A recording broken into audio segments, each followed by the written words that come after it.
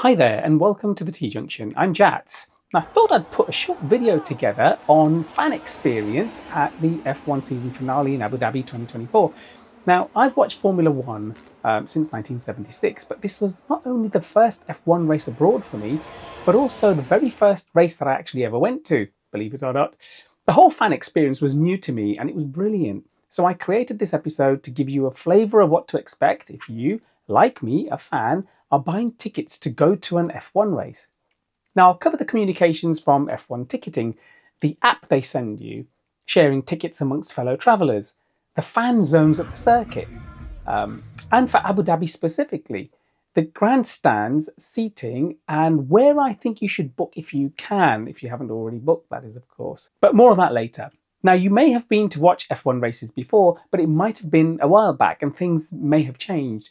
For example, access is now via QR codes and the F1 app only. You don't actually get a paper ticket and you can't even have images of the QR code. You've got to have the app with you. Now, our tickets were confirmed via emails from the F1 ticket store in March 2024 and ours were for the main grandstand. The email promised that we would get further details closer to the event and we heard nothing more from them until 10 days before, which I'll talk about in a moment. But we had lots of F1 unlocked marketing emails. I mean, you get one or two a week and they do get quite tiresome, but they do promote quite a lot of the other GPs that are going on throughout the season. So it's not bad just to keep an eye on what's going on. You can have a look at prices and things like that as well while you're at it. So 10 days prior to the event, I got the email. Now, this email basically suggested that my tickets were ready and that I would need to download the F1 app to see them. It was painless to download the app, register and log in, and once in, I got this menu. Now on the menu, there are 5 tabs at the very, very bottom. Explore is essentially the landing page or home button, which is where you always start when you go into the actual app. The What's On button, well, this one breaks down the itinerary for each day by time, so it's easy to know where you need to be by and when. Wayfinding is brilliant. This one gives you a map of the track and it allows you to locate your seating from a sort of like a bird's eye view or a high level sort of perspective. The gates that you need to go through, you can actually find on there as well. And you can mark favourites with a star, as I have done here. And each of the grandstands is marked and labelled so that you get a feel for where you need to be or where you're going to be. Then you click on My Ticket. Now, as per the name, it gives you access to the tickets themselves. It also tells you the section of the grandstand you are seated in, so you can just see here, it's MO8. The internal gate that you need to take is also listed on here, and ours is J, followed by the row and seat, which is B48. Now, I'll explain how you can share your tickets to your party if you've got a group of people that are going with you and you've bought more than one ticket in a minute. Now, there's a thumbnail for each event that you can actually go to, and that's included within your ticket. Clicking on it reveals a QR code that is scanned each time you enter the grandstand. The QR codes won't appear until the day prior to the event. It also allows you to see the other concerts and inclusions, things that you can go and visit, places that you can go to, and the concerts were really good actually. There was an Eminem concert that unfortunately we couldn't make it to, but it gives you an idea of the sort of performers that are there. Now, you can just see on the screen here, you can just about make them out. They've sort of changed the opacity as the dates have now passed, but it just gives you an idea of the sort of things you're going to get. Then you click on More, and that just allows you to reset your password, look at your profile, that sort of stuff. Now, I also got an email telling me where to park, which main entrance gates to aim for, and to take shuttle buses from Yas Mall. I'll explain how we got there later. So let's say that you have a group of people, and let's say there's 4 of them. Okay, well, how do you share the tickets? Well, in the middle of the My Tickets screen, it would state ticket 1 of 4. It would say 1 of 1 if it's just the one ticket, but it would state 1 of 4, with 3 more below as you scroll down. So it would say tickets 1 of 4, 2 of 4, 3 of 4, and 4 of 4. As the main ticket holder, I kept ticket 1 of 4 and left it there basically, but shared the others by clicking on the yellow Share tab on each ticket. I was then able to send that ticket to family members, and they basically got that via an email. So all I needed to do was to just enter their email address and it would send it to them. So as soon as they got that email, it was asking them to do exactly the same thing as what I had, which was to download the app, register, and then view their ticket.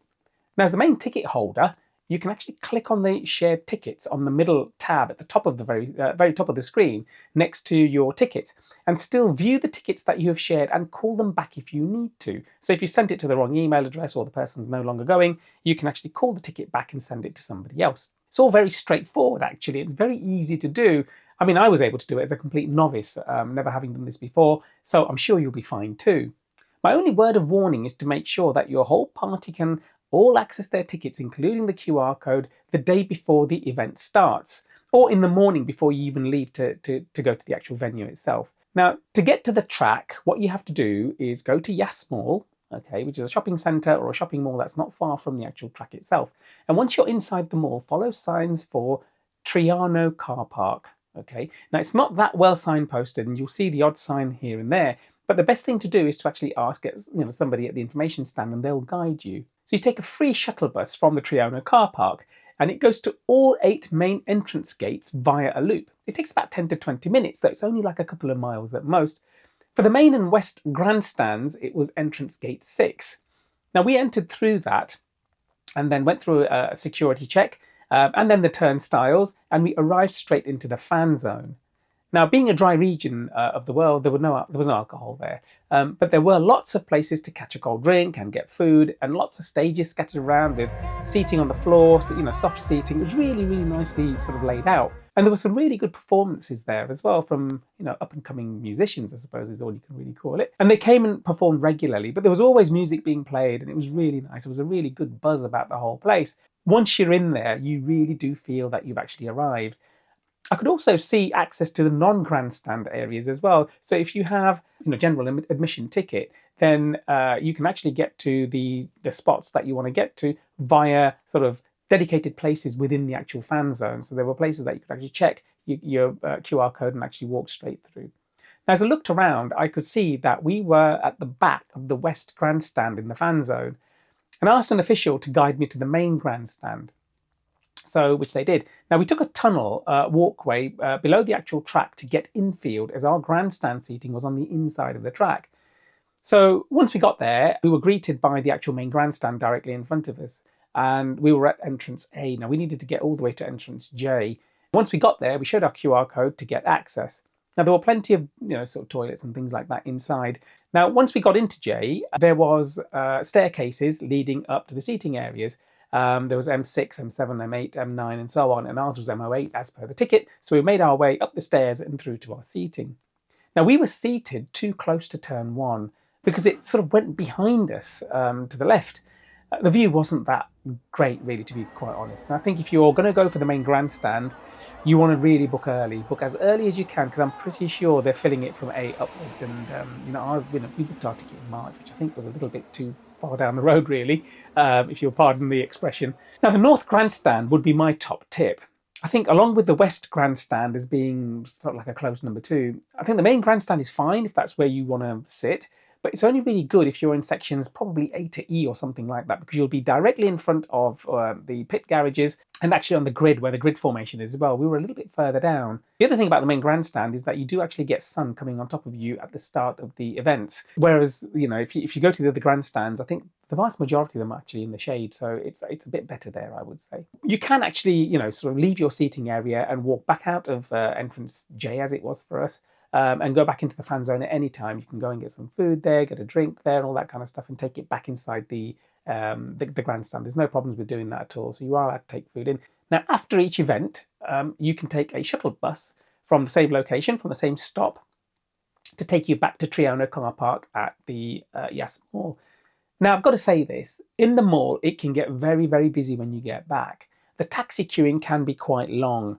On one particular day when the Eminem concert was on, all the taxis were actually taking people and dropping them off to the concert venues. So to get a taxi to get back to where we were staying was very, very difficult. It took about 2 hours and the queues were quite long.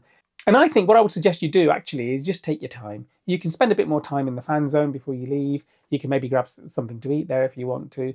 Or if you do make it back to the actual mall itself via the shuttle buses, then just go and grab some food there. I think that's probably the best thing to do. Just chill, just take your time before you go back to your accommodation, your hotel, or if you're traveling back to Dubai. Now, the F1 race circuit is sort of to the west of Abu Dhabi in an area called Yas Island. It's next to Ferrari World. It was almost like a desert in 2010 when we actually went to the Grand Prix circuit to have a look at it. And it was off season, so we didn't actually watch a race or anything there, but we were able to walk across the bridges and directly above the track and look down. It was actually absolutely brilliant. Now, I would suggest staying somewhere near Palm Jumeirah in Dubai, ideally at Al Barsha or Barsha Heights, as you are then closest to Abu Dhabi and away from the traffic of old Dubai. Now, Dubai does have some brilliant monorail systems there as well. They call it the metro, but it's actually a monorail above ground, which allows you to get to several of the sightseeing things in Dubai, such as the Frame, the Museum of the Future, Gold Souk, Spice Souk. You can get to Emirates Mall, or Mall of the Emirates, as they call it, with a ski slope inside there, which is incredible. You can get to Dubai Mall and the Bellagio-style fountain, and of course the Burj Khalifa. It won't, however, take you to Abu Dhabi, so if you want to get to Abu Dhabi, you need to take a taxi, ideally. Now, the cost of taxis to travel between the two Emirates can vary. Expect to pay sort of maximum of about 300 to 400 dirhams. At the current rate, that's about 60 to 90 pounds each. Sort of, I don't know, maybe 80 to 110 US dollars, something like that. But there were quite a few people who that I spoke to who said they haggled and managed to get the prices down to less than 250 AED, which is about 50 pounds or something like 60 US dollars. Now, you'll need to download something called the Careem app, and Hala Taxis is what you want to go for, or click on the button on the Careem app itself. They are very, very good, actually. What I would say is that they're cheap, they're convenient, there's lots of them about, and with the Careem app, you'll find that you'll get a taxi within about a minute. If you want to know a little bit more about the Emirates, then, well, there's 7 of them which make up the UAE: Abu Dhabi, Dubai, Sharjah, Al Quwain, Fujairah, Ajman, and Ras Al Khaimah. Now, Abu Dhabi, Dubai, Sharjah, and Ras Al Khaimah are on the coast going left to right on the map, approximately 45 minutes from each other by road. The most popular are Abu Dhabi and Dubai, which have international airports and really well-connected sort of airlines from all major cities in the world. Now, for Dubai, it's Emirates Airlines, and for Abu Dhabi, it's Etihad. But I've got to say, the flights are really, really good. The planes are good. You don't have any problems there at all. Now, ours was already a pre-booked thing, and we flew with British Airways straight into the Dubai airport. Now, they are actually building a second airport, which will become the largest in the world at a cost of approximately 40 billion US dollars. That just gives you an idea of the scale of it. It's currently under construction and will have about 350 gates. Now, this isn't a travel holiday type part. I thought I'd just add this in because it gives you an idea of what to expect if you've never been to the UAE before. The whole of the UAE is a lovely place to visit. It's very, very safe, and the weather is amazing in winter, or our winters, but absolutely roasting in the summer. Now, I've been there in the summer a couple of times, and it is really oppressive, but everything's air conditioned. Generally speaking, you won't have any problems. Now, the main Sheikh Zayed road is up to 8 lanes each way on each carriageway. It's a super highway is all I can really call it. And whilst driving there is okay, I would just recommend, as I said earlier, using taxis. They are cheap and convenient. Mobile phone signal is brilliant everywhere. You get 5G absolutely everywhere. However, you can't use your mobile phones from other parts of the world. Now, when you land there, you're given usually an Etisalat SIM, which is their local sort of provider. But we used a company called Breeze, Breeze, and set up eSIMs here in the UK beforehand and before we actually travelled. So we had our eSIMs all set up, and we switched our voice to primary and our roaming, if you like, to the eSIM. And that worked really, really well. Now, hopefully that will help you get the most from your visit to the race. It's a brilliant location, and I would strongly recommend it. Anyway, please don't forget to hit that like button, and please subscribe. We are a small channel, finding our feet, and would love to share more content. But of course, we can only do that with your help. Thanks for checking in on us. We'll see you on the next one.